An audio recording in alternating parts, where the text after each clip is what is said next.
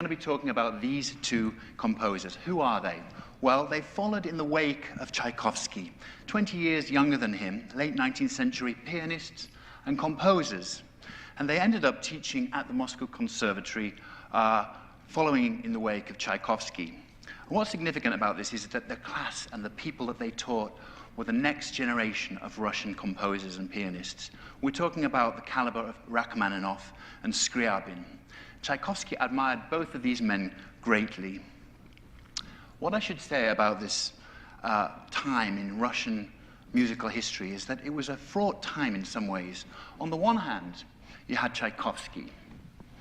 Look at that facial hair, it's fantastic. You've got one mustache, but all this facial hair. So Tchaikovsky, who was a cosmopolitan figure. He traveled in Europe. He'd seen Carmen at the Paris Opera. He went to the inaugural presentation of The Ring in Bayreuth. He didn't like it, I've got to say.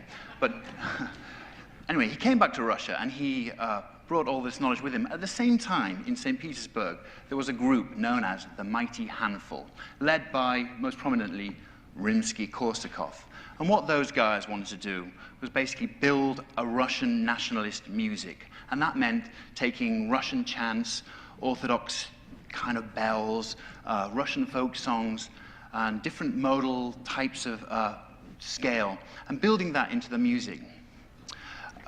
Into this kind of, should we say, schizophrenia or split personality of Russian culture comes Arensky and Taneyev.